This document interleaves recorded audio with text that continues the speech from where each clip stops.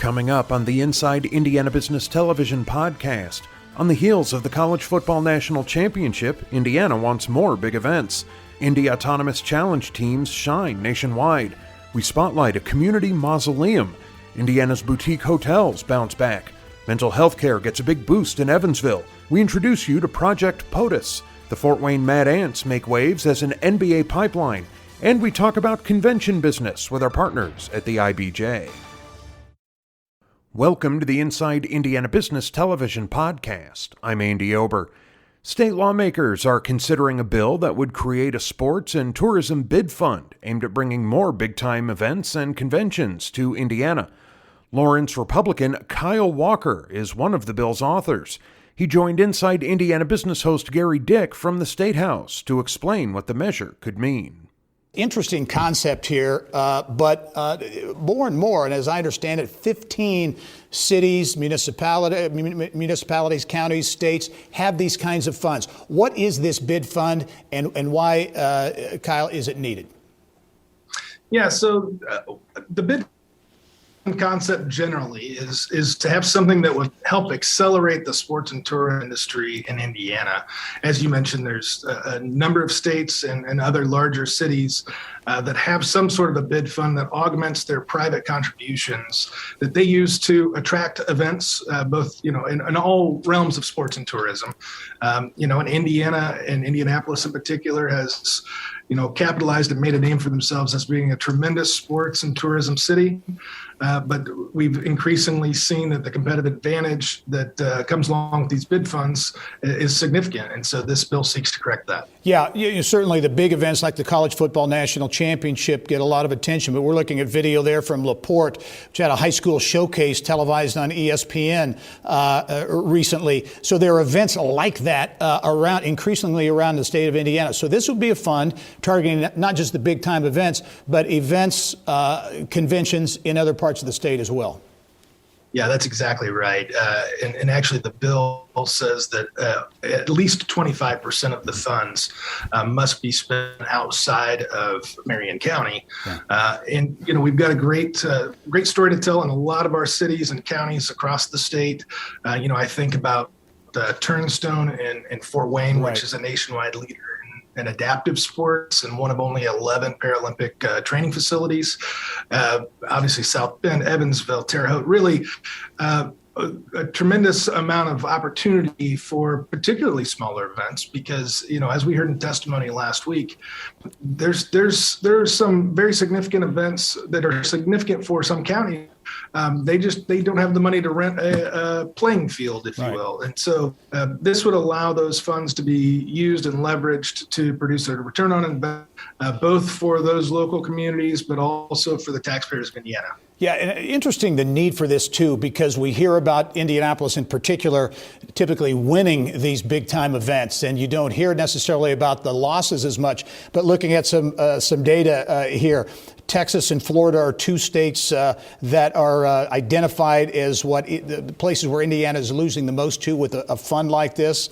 And over the past 5 years, there's been an increased number of lost convention tied to cities, tied to states that have these kinds of funds. So there is, as you mentioned, a competitive element to this that is very real.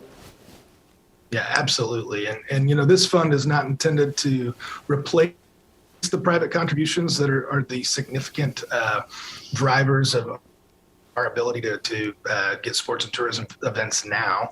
But again, it's to augment that, take it to the next step and accelerate the industry. And I think it will really, we already have a competitive in many ways, and this will just take us to the next level.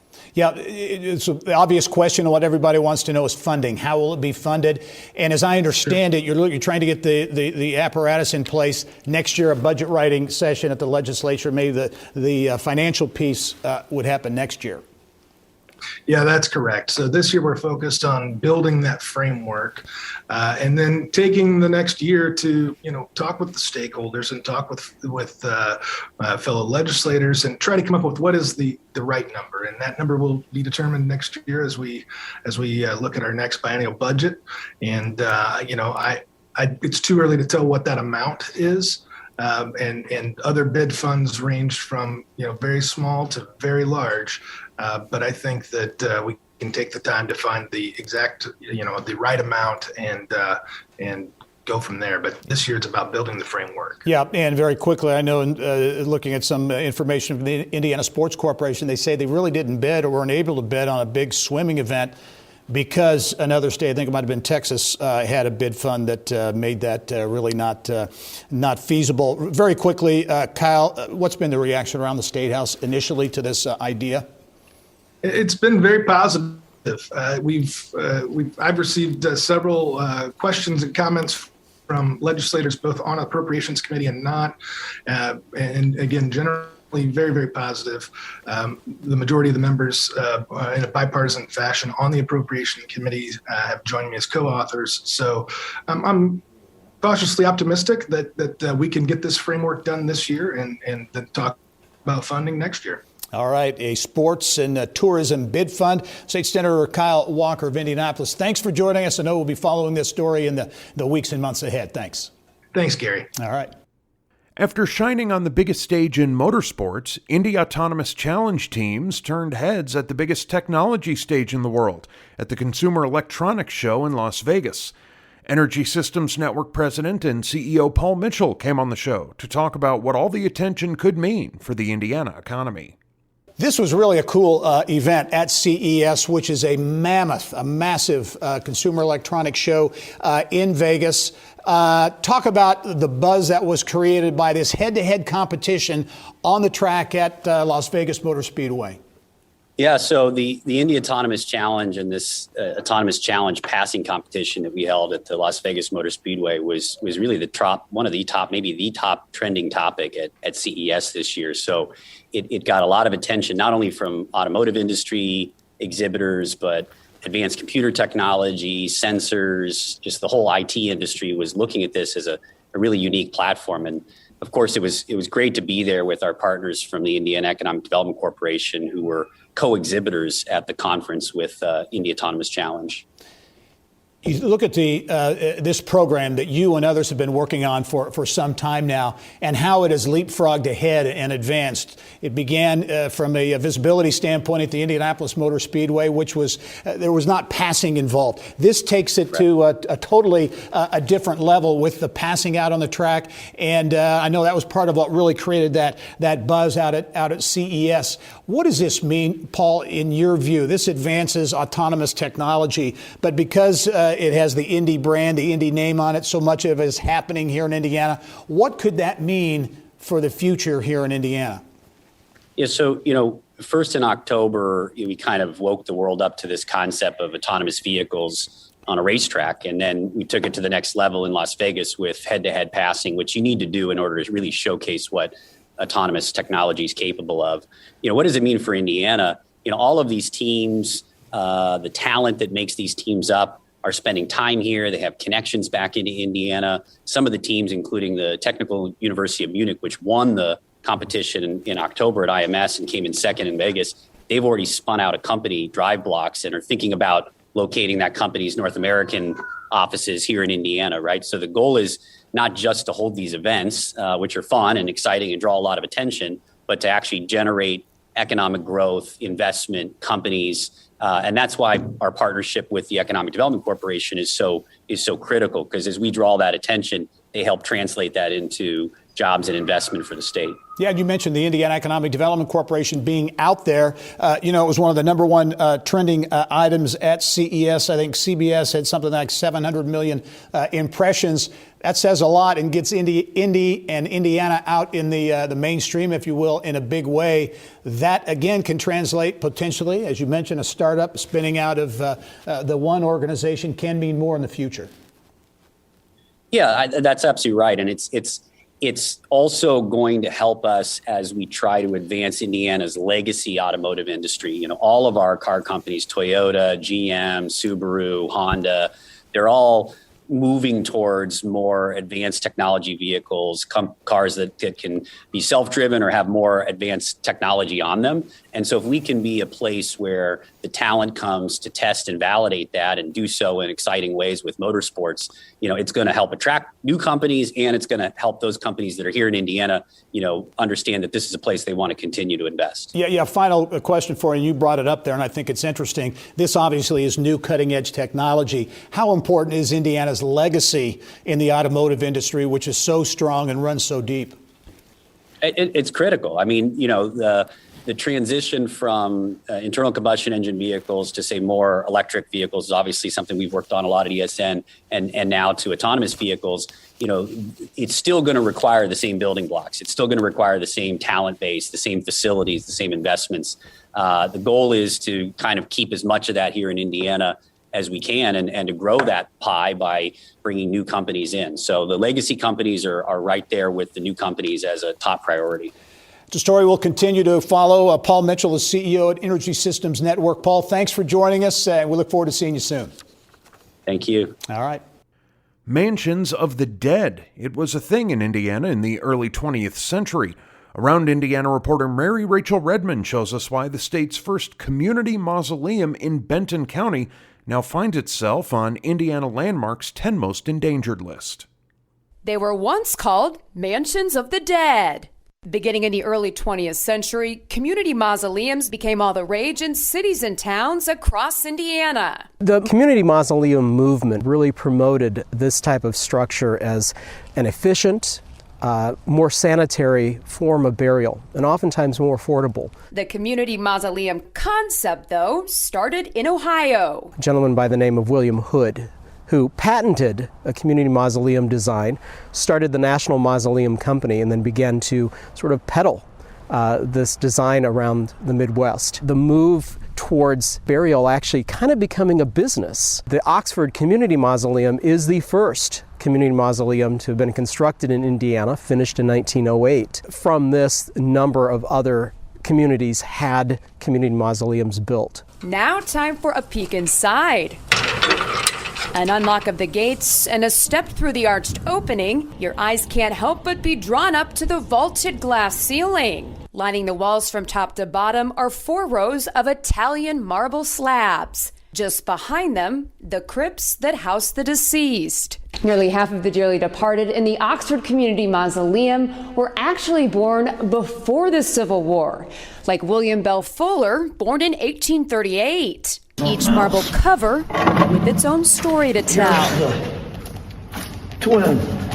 They were both in the same wicker casket, and it was wrapped in velvet, and it looked like it was brand new when I took them out. We want to see the building brought back into a solid condition, preserve it, ensure that it continues to function as a mausoleum, a respectful burial place for all those already here and those that may be interred here in the future. Also inside, the original ladder dating back to 1908 and a sign bearing the name of the mausoleum's original owner. It's not reached that point of real deterioration, but we are starting to see rehabilitation needs, repairing the plaster, making repairs to the roof, repairing exterior masonry. I was not aware that those blue glass tiles were there. So when it was pointed out to me, I thought, well, that's special enough in itself just to be a reason to do this project, because you just don't find that. And especially in something as simple as this project, where it's basically got one purpose, of being a mausoleum, but yet it's got some beauty with it too. So it's just nice to bring it back to life. Mary Rachel Redmond, Inside Indiana Business. Indiana's boutique hotel business is bouncing back after taking a big hit from the ongoing pandemic.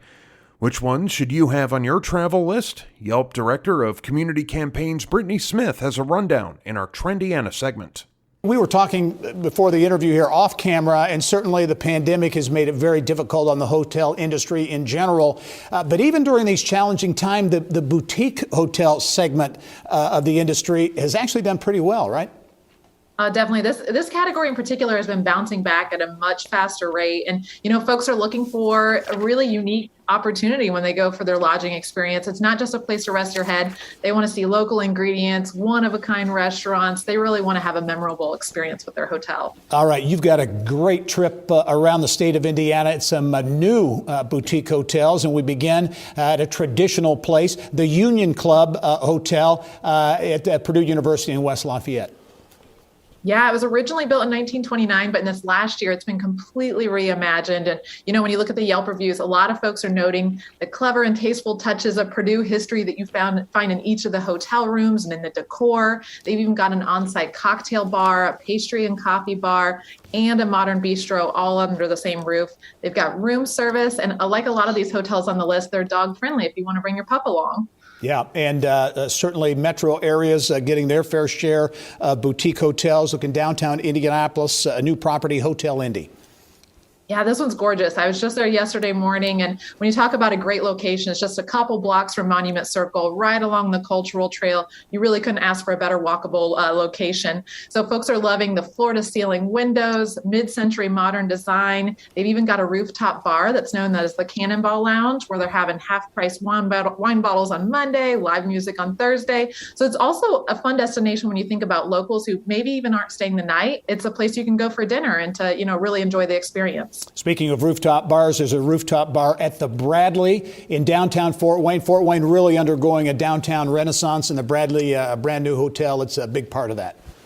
So true. This is another great example of Fort Wayne coming back. And when you think about, this hotel, it is truly an example of Vera Bradley fashion. The hotel features stunning design touches, vibrant wallpapers. They were even featured in Architectural Digest. So it's really beautiful. They've got that Birdie's rooftop bar for fun views of downtown. It's a really fun spot. Let's go up to Elkhart now. And again, so cool to blend history into some of these boutique hotels. Hotel Elkhart has just reopened in 2021.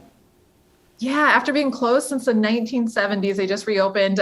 They've got 93 rooms there, great meeting spaces, and they've got a lot of Elkhart authenticity. So when you think about local art, Amish wood furnishings, really, an example of what the community is all about. And they even have a manager's wine hour, corner bar, and a cafe with homemade breakfast and dessert. So you can, stay in your hotel room if you want to the whole time. All right. Well, hey, we'll go to Northwest Indiana for our final stop, Michigan City and the Brewery, Lodge, and Supper Club. Yeah, this one was actually opened up by a brewery, Zorn Brew Works, and it's great as a home base if you want to explore the wine and beer of the region. It's a 12-suite boutique hotel, so really intimate, and it's on a 40-acre wooded setting, so it's very relaxing atmosphere with ponds and wildlife, and you can have some really hearty fare there, like the tomahawk steaks and elk burgers, so it's perfect, especially for a winter staycation. Yeah, and very quickly, Brittany, I would think this increase in staycation, staying a little bit closer to home, that probably plays right into this boutique hotel trend. Yeah, completely. And they're really hotels that are a part of the community. So even, if I'm not going to go stay the night, I can still go be a part of the restaurants or check out the rooftop bars. It's something for the locals as much as it is for the tourist. Brittany Smith, is always a great tour of some great boutique hotels around the state of Indiana. Thanks for joining us. We'll see you soon. Thanks so much. All right. Remember, you can catch Inside Indiana Business Television on stations throughout the state every weekend. Head to InsideIndianaBusiness.com to check listings.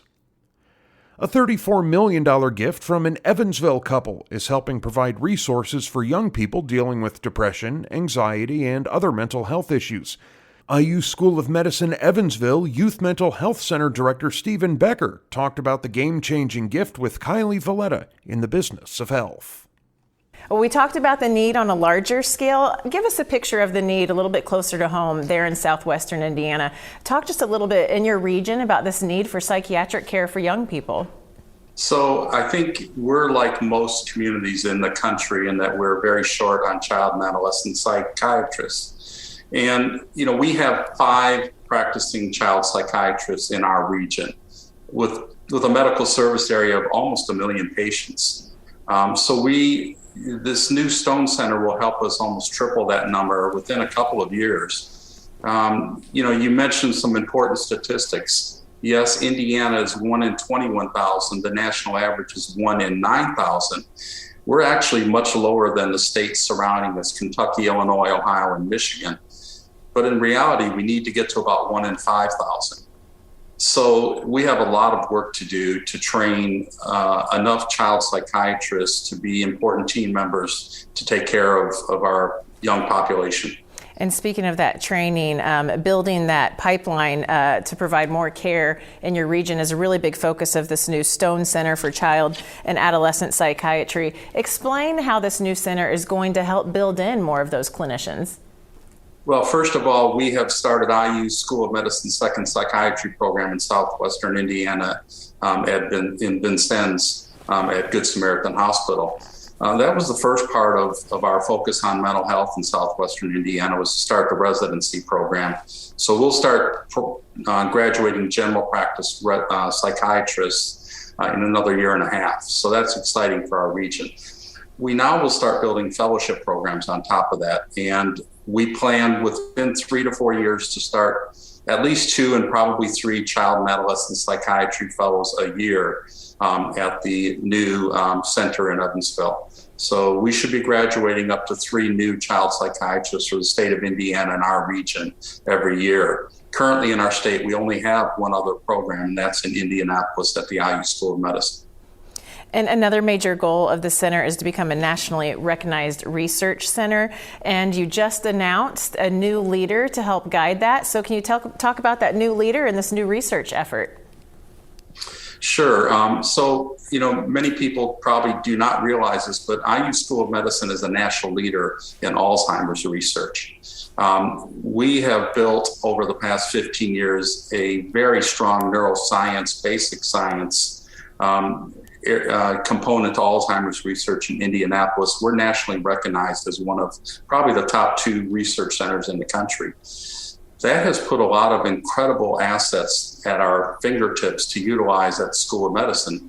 So our goal here is to build a second world-class research center between Evansville and Indianapolis and utilize the resources we've used for Alzheimer's to study and help improve the lives of patients with bipolar disorder. On that front, we announced yesterday that the new first executive director of the Mary O'Daniel Stone and Bill Stone Center for Child and Adolescent Psychiatry in Evansville will be Dr. Steven Strakowski. Steve is from Indiana, is a native Hoosier, and is very excited to come back and lead this effort, both in Evansville, Indianapolis, and in reality, I believe Steve coming back to Indiana is going to have an effect on the entire state as we improve mental health services for Hoosiers. Oh, that's great news. So where the center will be is downtown Evansville, and it's part of this larger project to really transform downtown Evansville. Talk about how this new center will help forward that vision even more downtown. So the new Stone, the new Child and Adolescent Psychiatry Center will be in a new facility across the street from the medical school, in the new Deaconess Downtown Clinic. The IU School of Medicine received funding from the first Regional Cities initiative to help build research space. And that was designed specifically with the idea of child and adolescent psychiatry. So we have about 8,500 square feet that's actually finished and ready to go. We have to purchase some equipment and furniture and start recruiting the faculty for that space. So it's going to be a great addition to this part of downtown Evansville. And we just have a few seconds left, but I know this project is close to your heart and you're very excited about it. Talk just briefly about your excitement about this project for IU and, really, like you mentioned, it's breathing new life into downtown Evansville too. Well, it's been great to watch what's happened in Evansville. I actually believe that so much has been done, but in reality, I think there is much more to come. It's going to be a very exciting 5 to 10 years ahead of us as we continue to build and improve the lives of people living in our area. All right, Dr. Becker, we'll be watching the progress. Thanks for being on the show today. Thank you, Kylie. Project POTUS is essentially a history lesson on the 46 people who have occupied the Oval Office. Benjamin Harrison Presidential Site President Charlie Hyde has details on the Indiana connection in our Eye on Education segment. We're going to talk about the big changes well underway there at the site in a moment. But first, Project POTUS, interesting concept, developed right here, developed by your team, and it is something that is going to go national. Tell me about what Project POTUS is all about. Sure. Well, Project POTUS is an opportunity for middle school students to share their own perspectives on all 45 of our presidents. So 45 presidents, 46 administrations. So really engaging them through their teachers, their schools, and these 1-minute videos. And then those will be shared. They'll go into a national competition that we are leading forward, and we'll be drawing upon citizen juror to help us actually review those videos, evaluate them, and then we'll have our national contest winners from these 45 videos. The 45 top videos representing each of those presidents. Yeah, well, today it's all about content.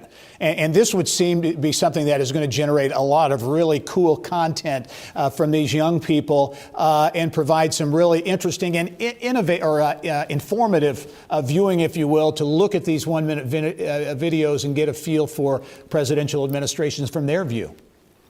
Well, and we've really been inspired. We've already done our pilot project. You can go to projectpotus.org and see some of those initial pilot videos, the winning ones. And so we've been working. We have our Russell and Penny Fortune Project POTUS Presidential Fellow, Molly Boser, who's really helping lead this initiative with our team. And it's, again, just so exciting to see the great content that's already been developed. And we're excited about being able to draw nationally and help put this forward as a model of success. Yeah, very cool that it's going national. 6th to 8th graders participate. Very quickly, Charlie, when can kids start submitting the videos? So the contest will open up for submissions starting on President's Day this year and will remain open through tax day. And then the contest period, those videos will be evaluated by our citizen jurors, and winners will be announced at the end of May. Certainly not the only big initiative going on at the Benjamin Harrison presidential site. You've got a big renovation expansion that's underway, a $6 million capital campaign fueling that. Talk about the big changes there at the site, Charlie, because I know you're very excited about it. It's really going to transform the experience. Well, of course, the Benjamin Harrison presidential site is known for innovative, inclusive, and civically engaged programs. That's what we aspire to be, to truly be a national model for that. But part of that is making sure that with the care and upkeep of the National Historic Landmark property, we're continuing to invest in the historic structure itself with our 2.5 acres right here in the heart of downtown, being able to utilize this over $6 million capital campaign to really invest in our community and to make sure that with founding documents, with just all the components that make up this capital campaign. Of course, anyone that's interested can always go to glorynewvision.org and find out more about all of those improvements and the great additional resources we'll have available. Big, cool changes outside, new commons area, a portico. But inside, I know a big part of this is going to be technology, too, and the ability to connect with young people, with families, with others via technology. Sure. And so through initiatives like Project POTUS, and of course, really leveraging our nationally significant collection of over 10,000 artifacts, it's just really exciting to be able to put these ideas and initiatives forward in a really compelling way. Really transformative project on the Old North Side here in Indianapolis. Charlie Hyde, the president and CEO of the Benjamin Harrison presidential site. Charlie, thanks for joining us. We'll be following Project POTUS and also the big changes there at the presidential site. We'll talk to you soon. Thanks so much, Gary. All right. The Fort Wayne Mad Ants continue to be a popular draw in the Summit City. The G League team is also playing a major role in sending players to the NBA. General Manager Chris Taylor joined Bill Benner on Inside Indiana Sports.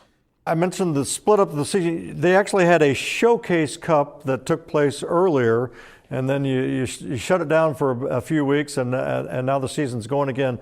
It has to be turmoil, but at the same time, the G League is getting great notice because of all the call-ups and the players that are not only filling NBA rosters, but they're playing well. Certainly, yeah. We explained to our players when we came in at the beginning of this season, there's never been a better time to play in the G League. That's certainly supported by like what you just said.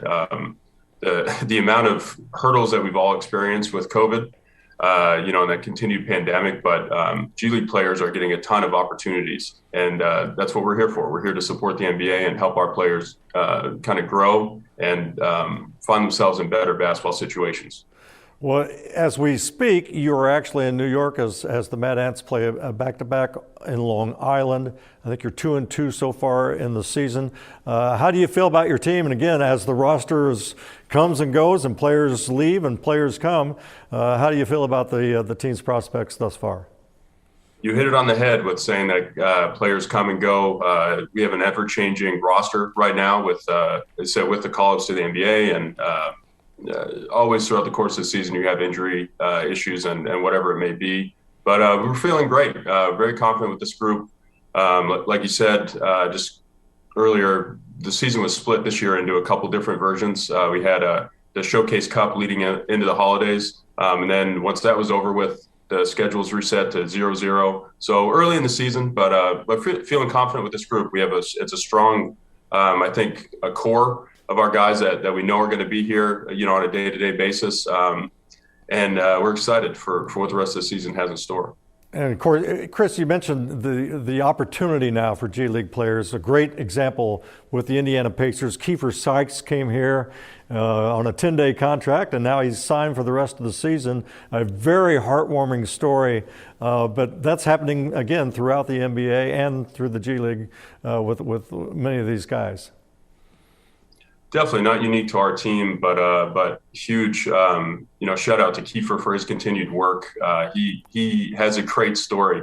Talk about a veteran that played multiple seasons overseas, played at a lot of different levels, and this season decided to bet on himself, come in and prove that he's an NBA player, and that's supported there. He was our starting point guard for the start of the year, leading the G League in assists, and again, proving to NBA teams that he has what it takes to play at the highest level. He's rewarded for that, and that's what we're here for, to help NBA teams and get those players in the best situations possible. Chris, an interesting aspect we mentioned in the Open going up to I-69, the team is literally doing that because you're actually playing or practicing at the Ascension St. Vincent Center, the Pacers facility, adjacent to Gainbridge Fieldhouse. So you're commuting back and forth to Fort Wayne for games, but then you will also play some games as the season rolls on in Gainbridge Fieldhouse. Correct. Yeah, it's been a phenomenal opportunity for our players and our staff as well. But to have access to an NBA level facility to practice every day, we'd be foolish not to truly take advantage of that opportunity. And it's kind of the best of both worlds. Yes, we get to live in Indianapolis, closer to the Pacers than ever. Like I said, utilize those facilities. Being an NBA practice court is great, and I think that's really elevated everyone's play and commitment to bettering themselves. But also, we still have a foot, in the Fort Wayne community, able to play there in the Coliseum in Fort Wayne, be connected to both Indy and Fort Wayne. So it's the best of both worlds. Chris, I mentioned in the Open that, you're a new general manager. It wasn't that long ago, back in 2012, I believe. You were an intern with Pacers Sports Entertainment. Now you're GM in the G League. I mean, that's really a wonderful professional development. Talk about that a little bit. Yeah, just incredibly fortunate to have found a niche in an organization with such class. As a Pacers, I think it's a very strong culture that I've fortunately been able to fit into. Yeah, 2012 seems like a lifetime ago. That was when we first had the chance to meet. Hard to believe you fast forward a few years, and after holding a few positions in kind of behind the scenes support role of basketball operations for the Pacers, and then transitioned here with the Mad Ants, director of basketball operations, assistant GM, and just incredibly excited to now say that I'm the general manager and have a little bit more of an impact on who we have for players, who our staff is. It's a small step in the grand scheme of things for myself, but I'm happy where I am. Chris, as we wrap up, again, I know you want to emphasize you're still Fort Wayne's team. Allen County Memorial Coliseum, a great venue for basketball throughout the years, and so just talk about your foothold there in Fort Wayne. Yeah, so much history with the Coliseum. I think you feel that when you walk into the arena.